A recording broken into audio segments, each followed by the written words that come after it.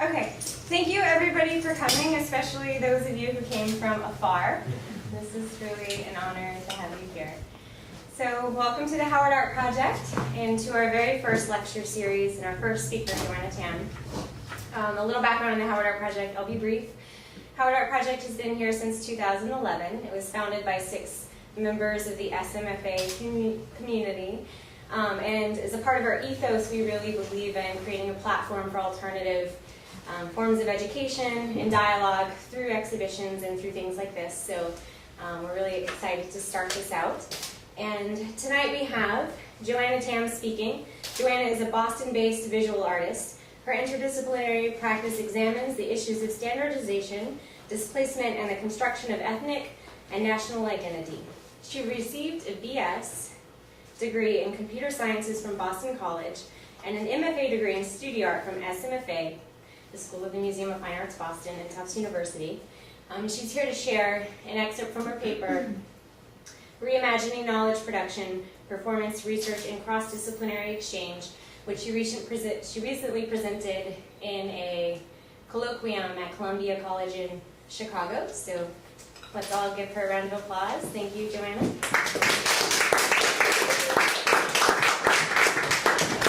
Hi, thank you for coming, and thank you, Leah, for having me here and curating this lecture series. So I'm going to start this by showing you a short clip video.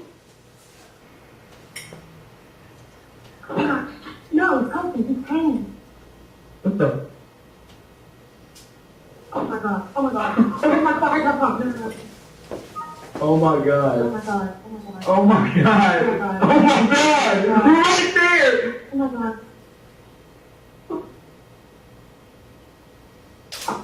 That's so funny. You're not fucking with me like that. Oh my god. This is not fucking real. It's not. It's not. It's not.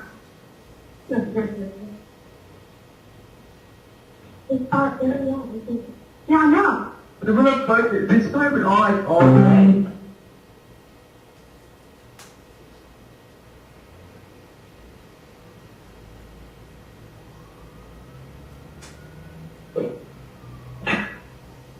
You gotta wait for this. No, this is fucked. This is fucked up. Fucking right. No, wait. No. This is work. What? Why is that way? You shit at me. Yeah, that'd be fit. Why you what? Is. Why did you put it? Because it's really gonna know it's not. We do it now. You kind of believe. Yeah. Well, I mean, you're thinking so.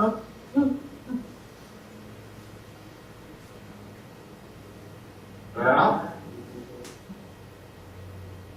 Look, I just popped up on the TV screen. Oh, yeah, it can, right there. Down. Look at the TV screen. Well, yeah, he's fucking just hanging there. It looks like he hung himself, but he didn't. No, it really does.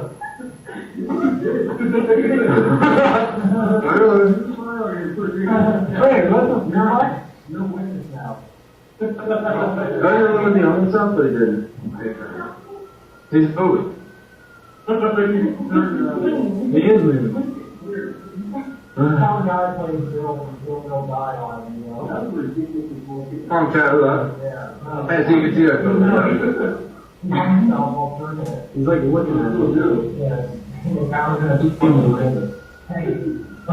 You played a terrible dead guy. Unless he's like, these are the last final moments. Look at this!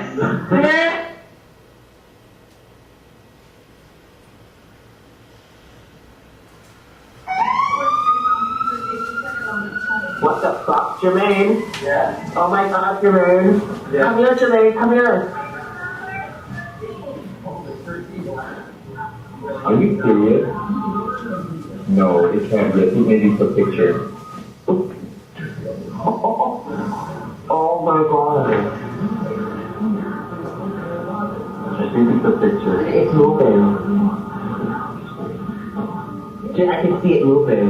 No, I think it's a picture. It's moving. Take a picture of it with your phone. Take a picture of it with your phone. Jermaine, it's swinging.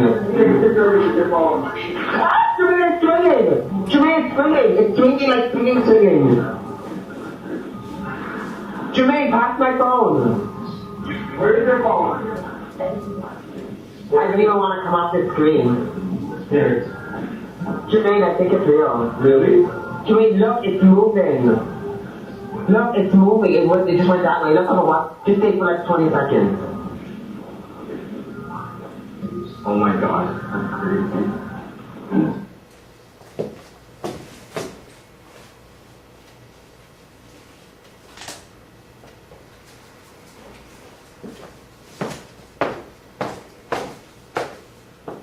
This was an online performance staged on Chat Roulette by artist provocateur Eva and Franco Matt. The man hanging was artist Franco Matt. Out of several thousands of users, only one called the police. Many users in front of the computers screamed, analyzed if what they saw was real, made fun of the hangman, or stayed indifferent when they witnessed the scene. This piece shows us how people react to tragic events on the internet. This performance itself could be seen as a piece of experimentation and research.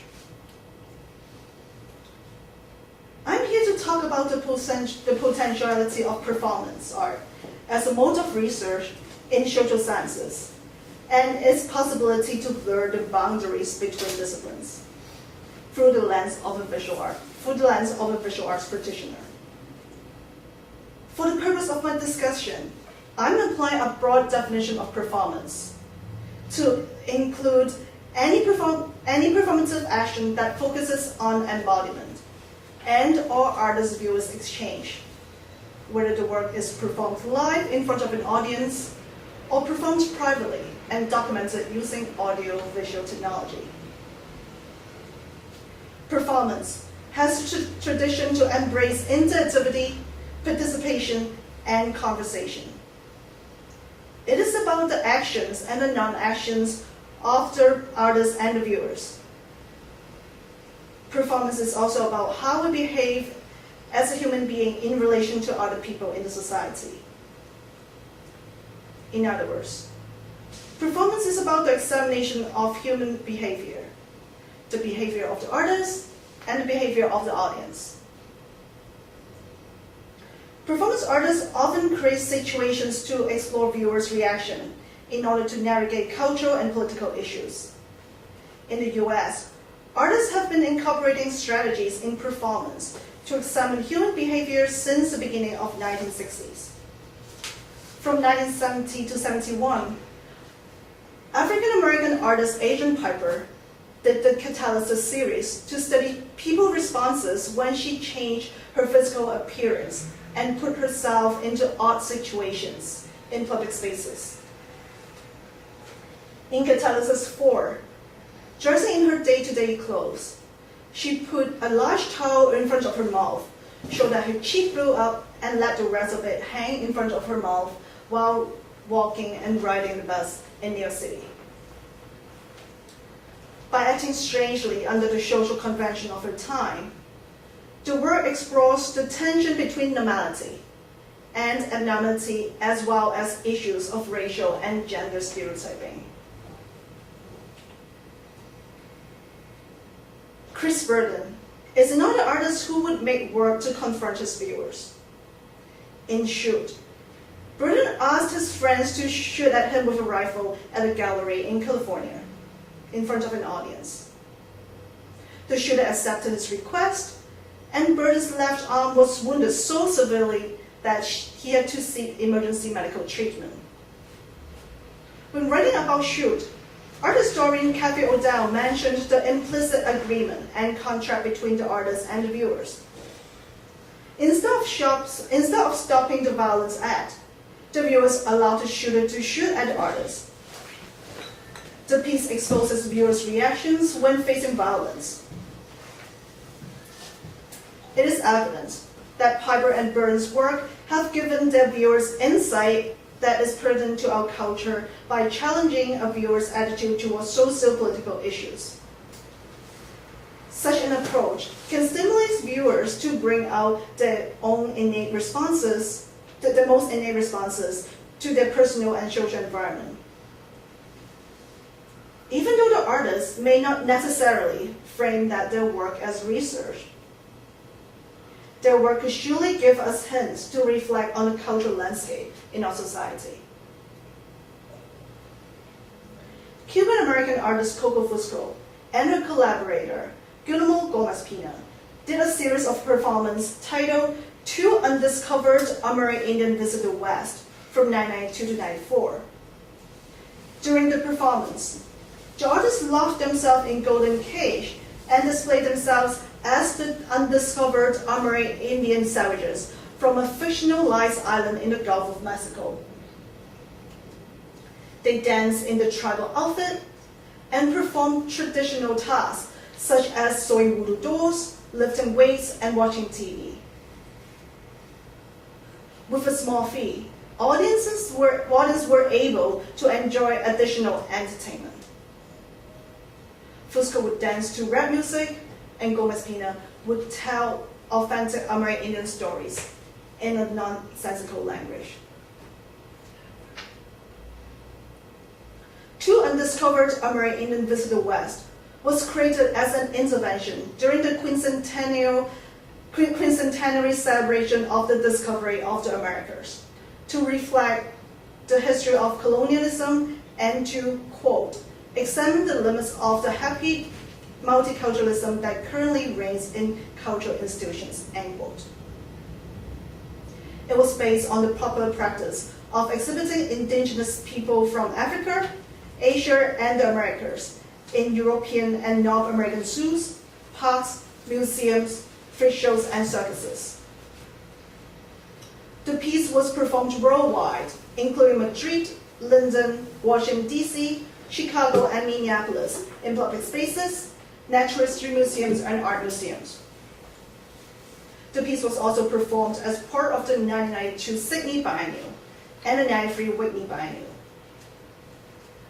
To Fusco, the work focuses, quote, less on what we did than how people interacted with us and interpreted our actions, end quote. In this piece, Fusco and Gomez-Pina have created a situation for the viewers to observe the behavior among other viewers and to interact with each other. The work has become a site of investigation, not only for the artists, but everyone else involved to study and analyze the social responses triggered by these two caged indigenous people. To a certain extent, a viewer becomes a surveyor, an observer, and a researcher in a context facilitated by the artists. This process suggests the possibility of dismantling the hierarchy in knowledge inquiry.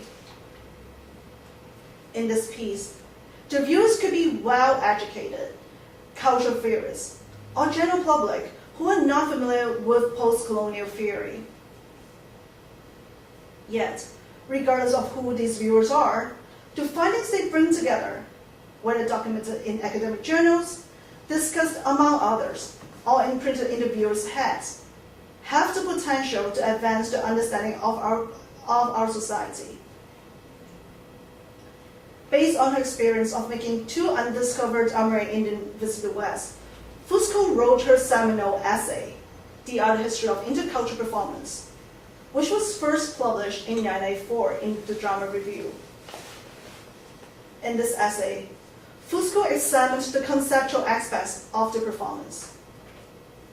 Besides writing about the cultural and socio-political implications of the work, she also recorded and studied her viewers' responses in detail. Fusco describes the reactions from the audience, the media, cultural institutions, as well as other artists when the performance was done in various locations and contexts. For instance, Fusco wrote about how some viewers would appear to take pleasure in engaging the fictional performance even when they knew that it was an art piece. An artist, a writer, and a cultural theorist, Fusco observes, documents, and analyzes the performance in a similar fashion as a researcher in the show sciences. The art history of intercultural performance has become a text that is widely studied, not only by students in performance studies, art histories, and studio arts, but also students in other disciplines. For instance, the text was on the syllabi of an anthropology class at Queens College, New York, an English class at Swarthmore College, Pennsylvania, and a women's gender and sexuality studies class at the Ohio State University, among others. As a critical text dealing with post-colonial studies and gender studies, the art history of intercultural performance is often referenced by scholarly texts beyond the fields of the art. It is referenced in Home as a Place of Exhibition and Performance, Mind Household Transformations in Guatemala by Walter Little. As of this week, Google Scholar shows that the text has been cited by 97 other articles. Just as other kinds of research conducted by natural and show sciences, the performance work and Fusco essay have far-reaching effects that ultimately contribute to other humanities fields and achieve cross-disciplinary research and scholarship. Her work has created an afterlife and has enabled the circulation of knowledge across multiple disciplines. For the remaining of the presentation, I will turn my focus to the creative and research processes of my own art project and its trajectory towards cross-disciplinary knowledge inquiry and production. My work titled Reduction Study is an in-depth investigation into the specifics of foreign accent and accent reduction training. The idea of examining foreign accents came from my encounter with a series of accent reduction training classes advertisements. The term accent reduction has been sticking on my head ever since. Is having an accent so undesirable that people would like to suppress it? I asked myself. The word reduction making the class sound legitimately clinical and scientific. The existence of these classes tell me there must be a market for it. And speaking with an accent must have been troubling for some foreigners. In August 2011, I decided to learn more about the accent reduction industry. My research took on various forms. It was a combination of reading texts from both academic journals and online sources, as well as interviewing accent reduction coaches, students, and sociolinguists.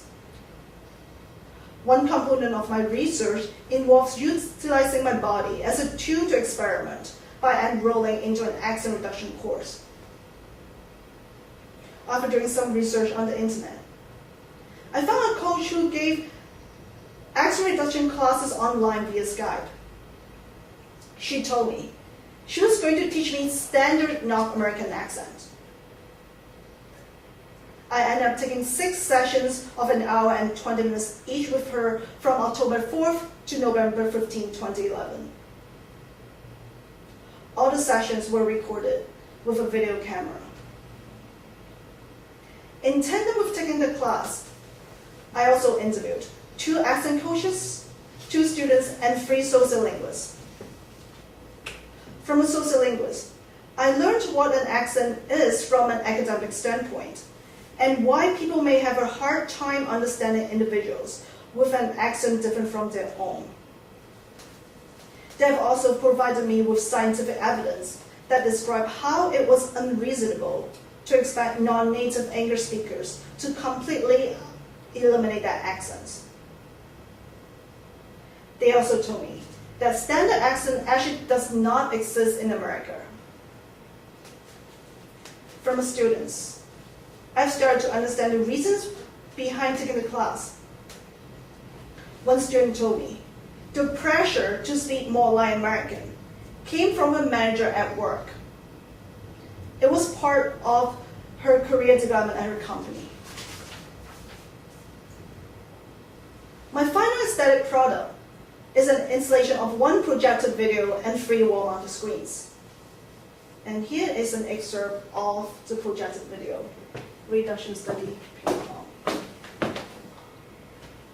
Oops, sorry.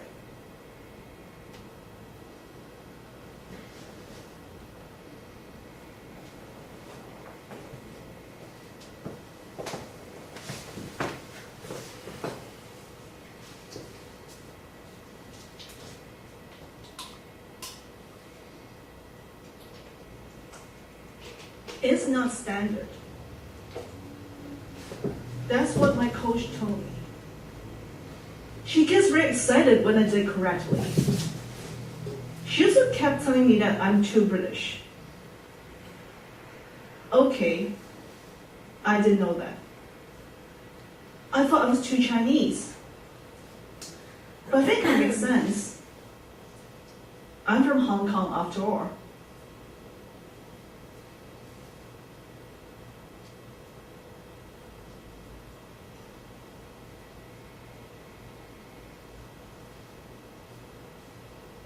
Schwa, tapti, healthy, voice consonants. I was bombarded by these terms for 2 straight months. All I remember now is that my coach wanted me to drop all my T's. So, it should be Manhattan, not Manhattan. She also didn't like the choppiness in my speech. It's not standard, and too foreign to people. I spoke to an Indian guy who took an accent reduction class.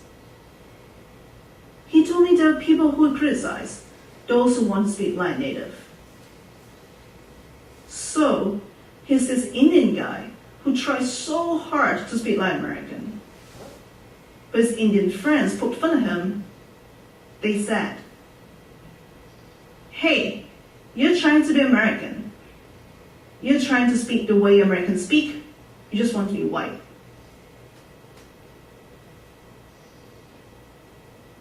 My coach kept reminding me that I needed to slow down when I speak.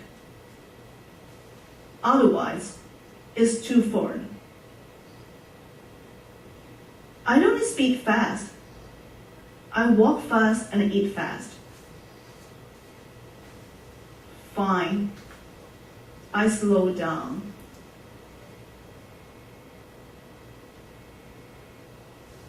The voiceover is based on the findings of all my research and my own experience as a student enrolled in an accent reduction class. On the opposite side of the video projections, there are 3 monitors that show the documentation of my Skype classes. And here is an excerpt. Leather jacket. Nice. Okay. Leather. So, again, for the leather, couple things going on. You have the as in red, but your tongue's out. You're voicing the TH. Just a few things. I was like, oh my God, so complicated, one little word. But the vowel before that voiced TH is very long. Leather. Wait, but like the first syllable, left, should I, where should my tongue, is the tongue, does the tongue stick out? Your tongue's fine. It's just sort of in the middle towards the front. Leather. Yeah. Leather. Just couple with the sound. If you can lengthen the sound, it's better. Leather. Yeah, that long. Leather jacket. Now listen, okay, I'm going to say 2 words. Leather jacket. Yeah, okay? Otherwise, again, it's so much of it is, when you say leather jacket, to a North American ear, it's so short. I don't say leather jacket. I don't say that.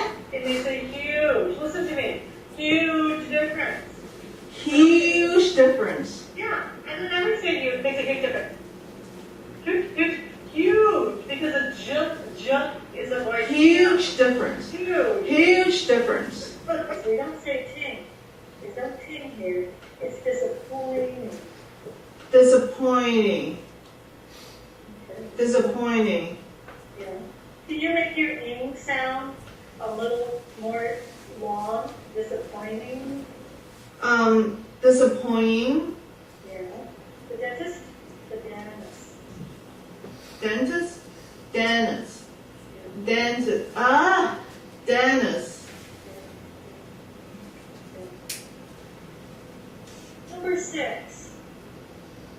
Now, I've heard it both ways, intellectual. I almost think I say it to here, but some people would drop it. They'd say intellectual, intellectual. Intellectual. Ah, intellectual. Intellectual. Intellectual. Intellectual. Hours away. I was away. Yeah, okay. Your life today on your focus words at the end, is very long. Do you feel the difference? Yeah, I do. Yeah, it's very, to my ear, to my native ear, it's very melodic. Mm-hmm. Great. Very melodic. Okay? Well, this is really good. I hear a lot of melody here that I didn't hear before. Okay. Wait a minute. Wait a minute. Yeah, would you just wait a minute? Wait a minute. Wait a minute. Okay. Put it on. What is? And number 7, what is? What is? What if? No idea. No idea that they do it. No idea to do it. Okay, they tell them. Yeah. And I do this because a lot of my clients are married to native speakers. And the native speaker is always, usually it's a guy, okay, like, no way, we don't do that. Uh-huh. They're always proven wrong, too. Uh-huh. Alaska. Wait, okay. I normally say Alaska. Okay, Alaska. Is that right? Alaska. All right, so start with schwa. Alaska. Alaska. And you're getting, somehow, you're adding a little R to the end, so it sounds like Alaska. Alaska. Alaska. Alaska. Yeah, you definitely got an R. And you'll hear it when you listen. So, Alaska. Leave your tongue flat. Alaska. Alaska. Huh? Really? This is schwa. Don't bring your tongue up and curl it, okay? Otherwise it sounds like you're asking her instead of Alaska. Alaska. The shots in the videos shows the excitements, frustrations, difficulties, and boredom I experienced with my coach through the contortions of my voice and my body. They reveal the kind of language that my coach would use to describe my accent. In order to listen to the audio of the documented Skype classes, viewers have to listen on headphones. This particular creative decision was meant to demonstrate that listeners have to initiate and put forth efforts, in this case, put on the headphones in order to understand the speakers. As someone who speaks English with an accent, taking the accent reduction class myself was a crucial part of my research. Enrolling myself to an accent reduction class constitutes my research and my artwork at the same time. I consider myself doing a performance in front of my coach over the internet and in front of a video camera while taking the class.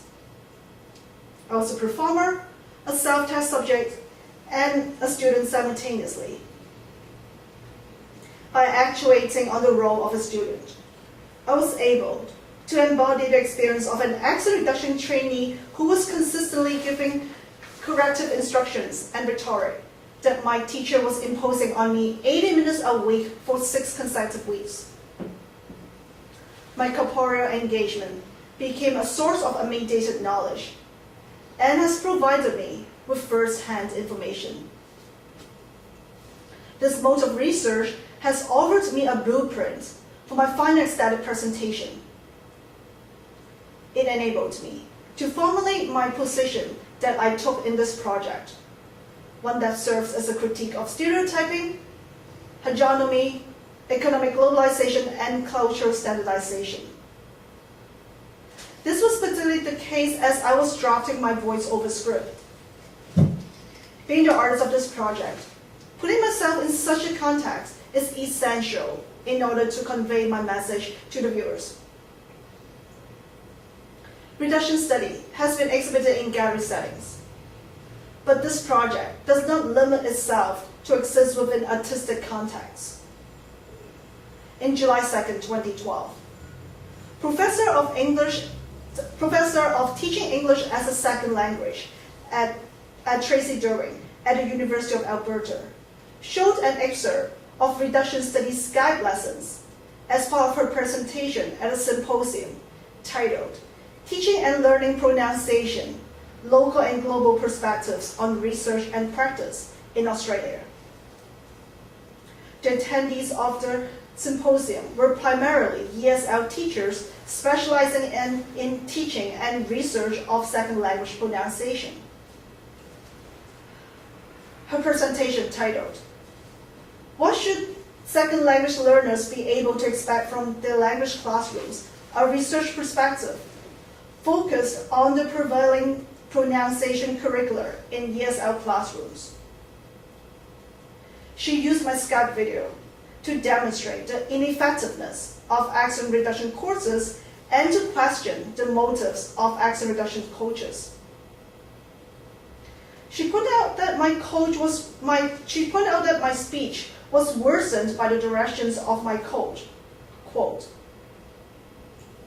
"It may be more American to reduce or eliminate the T sounds in some contexts, but disappointing is much more intelligible than disappointing," end quote. She also quoted some of my reflections as students from the voiceover of reduction study ping pong. Besides during my project at a pronunciation symposium, Professor During also used an excerpt of reduction studies Skype lessons as teaching material in her graduate level course titled Teaching Pronunciation to ESL Learners. The video was used to facilitate dialogue around social issues and teaching pronunciation and the ethics of accent reduction. Professor During did not learn about reduction study at any of the galleries it has shown in. Instead, she learned about the project and eventually watched the videos because I contacted her to do an interview with me as I was conducting my initial research for my project. When I completed the project, I sent Professor During the videos to look at. And this was the time when she asked me if she could use my videos in her presentation at a symposium and in her classroom.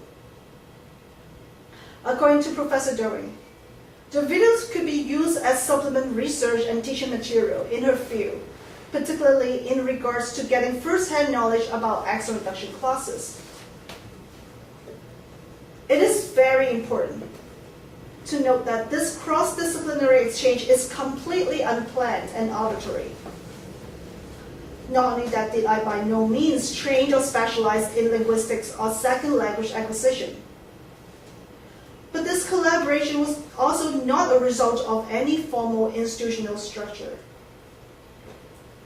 I started investigating into accents and accent reduction training courses partly out of my own curiosity, and partly because I was looking for material to create work as an artist. I emailed Professor During to request an interview, as it was the most convenient and direct way for me to learn more about accents. My research stems from my need to engage in artistic creation. I didn't expect my artistic endeavor would take part in knowledge production outside visual arts. This project has led me to question, who is qualified to participate in intellectual inquiry? And if the word qualified is even relevant at all. Perhaps there are people who believe that knowledge needs to be validated in academia in order to be considered legitimate. Research should only be done by individuals who are certified by the institutions. I would argue this idea could potentially limit the advancement of knowledge. There should not be hierarchy or boundary in intellectual inquiry, knowledge production and distribution. Knowledge does not have to be documented in books or academic journals in order to be qualified as knowledge. Searching for knowledge should not be limited to researchers who are associated with the institutions. As an artist who is not familiar with foreign accents, I am able to contribute in intellectual inquiry in an area of study outside my expertise. I'm not suggesting that traditional research methodologies should be replaced by artistic research. Rather, perhaps various forms of research should coexist, and everyone should have the opportunities to contribute to knowledge production and circulation. In The Ignorant Schoolmaster, the philosopher Georges Rancière writes about how a French professor realized that education is a process of self-education. In the early 19th century, Joseph Jacotot was asked to teach French to a group of Flemish-speaking students. The students did not speak French, and Jacotot spoke no Flemish. Jacotot decided to give the students a bilingual text and asked the students to learn French through the translation. He then found out that the students were able to learn the language without his explication. The book suggests that everyone is capable of learning without the explanation of a teacher. According to Rancière, explanation presupposes one cannot understand by oneself. He calls this the myth of pedagogy, which creates a hierarchy of intellectual capacity. Rancière's theory of intellectual inequality and the removal of hierarchy in pedagogy has been inspirational to me as I'm investigating my own practice and forming my arguments in this presentation that intellectual inquiry should be a more democratic process. In a podcast interview, artist Mark Dion talks about the problem of extreme specialization of disciplines in our society. Based on his experience in working with scientists and specialists, he finds disciplines these days are so refined that communication across discipline is becoming very difficult, which would pose negative effects on public policies. John believes artists can play a vital role in scientific research. According to him, there are vocabularies artists would use, like humor and irony, which are rare to apply in the science communities. Yet, these vocabularies may be appropriate to deliver sophisticated ideas and to facilitate scientific discourse. I will extend John's remarks to all disciplines across the board, including those in social sciences. This is not to say that artists possess special skills that non-artists do not have, but this is to say that the arguments and examples I use in this presentation give us hope to a more democratic knowledge production and circulation environment in this highly specialized society. Thank you.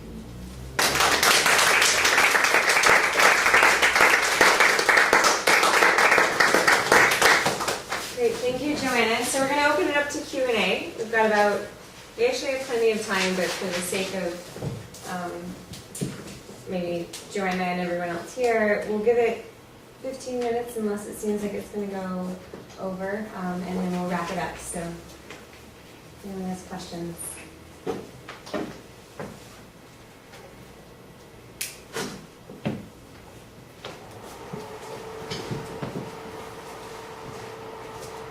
Yeah. With your speech trainer over Skype, did you disclose that you were doing any kind of research to that woman? And if not, did you think that was that part of the research, or how did that perhaps play into how you were conducting that firsthand research, not disclosing that information. Okay, you mean to my coach? To your or- coach, yeah. Okay, so she didn't know that I did it as part. I mean, she knew that I was an artist, and she knew that I was documenting this, but she didn't know that I did it because of research purposes. Like, and then I didn't tell them that, like, I did it because of doing research. So, but for me, the reason why I did it was actually, I just wanted, as I knew that it would be part of my research, but I didn't know that it will end up I will be showing that. I mean, I didn't know that. I thought I may, but I wasn't sure at that time. But I recorded it just in case that I will need to show that. Yeah. I mean, clearly doing research doesn't it doesn't entail disclosing all information to the person or Yes. peoples or whatever that you're researching. But I was just curious as to what dynamic, how you went about that initial dynamic. I was actually, because, okay, so partly the reason why I did that was, I was just curious if my accent will go away, because, because I couldn't believe, I don't know, because in a lot of advertisements, they said that, there will be improvement, but I don't think there's energy at all. It's, I was more aware. I became more aware of certain things, but that's it. I don't think there's any change here. Mm-hmm. Yeah. So with your ping pong video, could you talk about how the visual was referencing you speaking over the video? Okay, so the reason why I used ping pong was that, first of all, I kind of want to reference, to me, ping pong is like athletic training. So it's the same. It's similar to what I did for my research, because I was a trainee. I was an extreme reduction trainee. So that's number one. And also, another reason why I did ping pong was that there's this misconception, or not misconception, but a lot of people think that Chinese play really good ping pong, but no, I don't.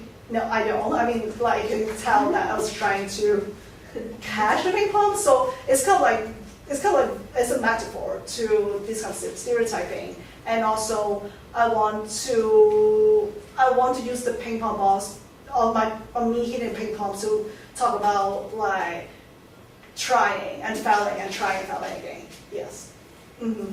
And also, I want something very visually, hopefully interesting to capture, because the essence of the video is actually in the voiceover. Right. And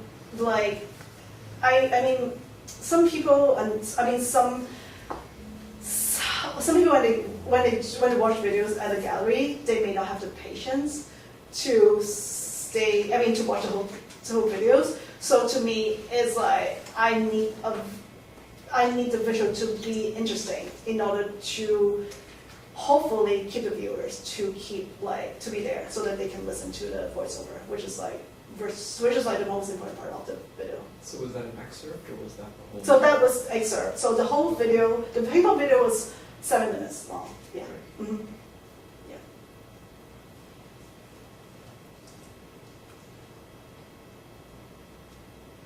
I have a question.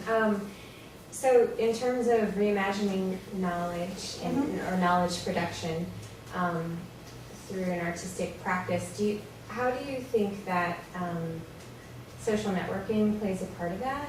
Because it seems like you clearly went on to, well, you used the example with chat roulette in the beginning, and you used Skype, which is another way that people are easily accessible to each other, and you've talked about getting outside of these hierarchies of the ivory tower, where things are pillars of information, where you can only go in and there's hierarchies involved, and pedagogy only comes through a certain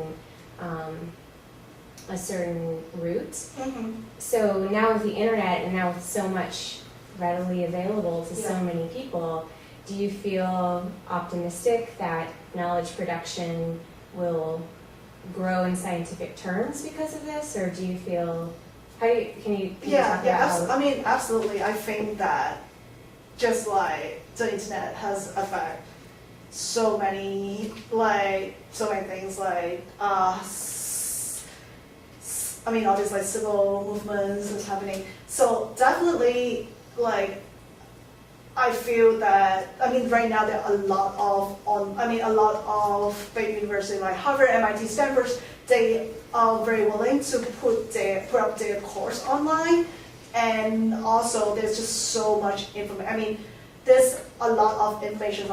I mean, basically you can learn a lot of things just by watching YouTube videos, and like, I definitely think that the internet has opened up this like whole platform to make this process, or to make this process that used to be restricted by certain type of people to be more open, and hopefully, like, right now some journals, like some, say like October, or I mean some, like say MIT Paris, sometimes they will open up their journal so that like everyone can download, but however, it's just restricted to certain journals or certain articles. So I really hope that like in the future, more and more these like journals or academic journals can open up so that more people can have access to all this information. And especially like a lot of these academic journals are actually very expensive to subscribe, and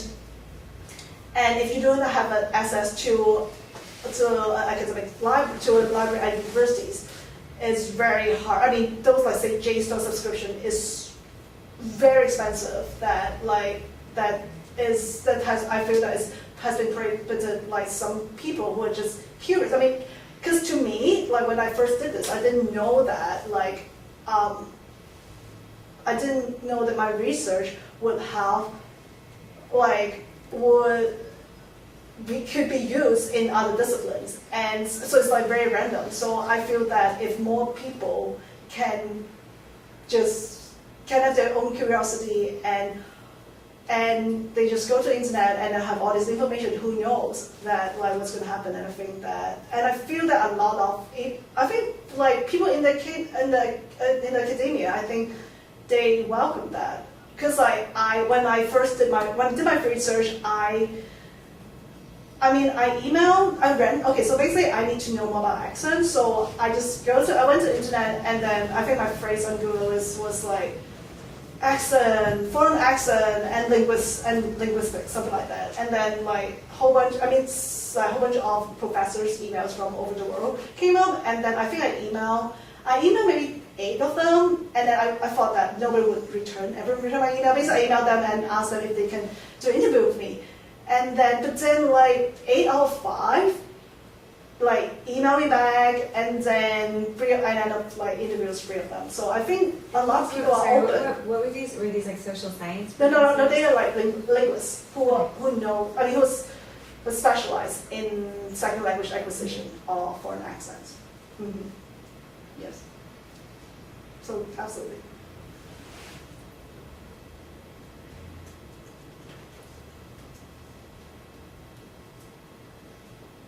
Do you have plans going forward to collaborate in any sense with this data that you're creating, and with, it seems like you've been working with social sciences or scientists and linguists, and you're producing unstructured data just by, it's sort of like ethnography, right? Would you consider it that? Like it's your own personal experience, and you're producing this through, you're framing it as an art practice.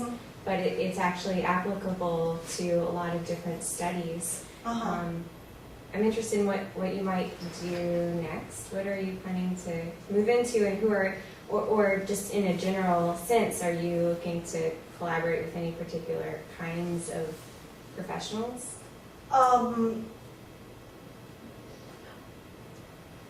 Okay, so I'm like kind of done with this project unless like people contact me.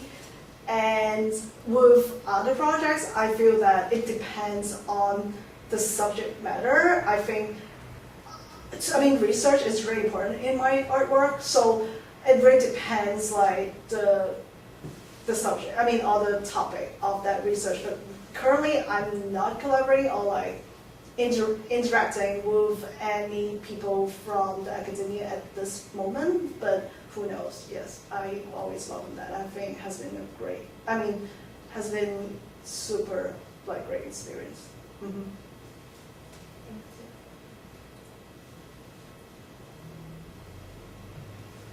So, okay, Yeah. I'll talk. So that ping pong piece Yes. is really funny. The costume you're wearing with the ping pongs in it. So I think those two pieces you showed are hilarious. Mm-hmm. And so does humor have a big part in your artwork? Do you want the pieces to be funny, or does it matter to you? I always try. I think humor is a very potent tool, especially when you talk about some like serious issues, I think. And I try. Okay, so for the ping pong one, I didn't know that's funny. I just thought that it's interesting, but I'm very happy to hear that you think it's funny. And the Skype one, like when I first listened to it, when I was like looking at my tape, like I didn't even know it's funny. But then when I show it to other people, they all, everyone laughed. So I was like really happy that it was funny. So, but yeah, you're right. Humor to me is very important, and in every piece I try to add like a sense of humor in my work, and yeah, hopefully it works. Yes. Mm-hmm.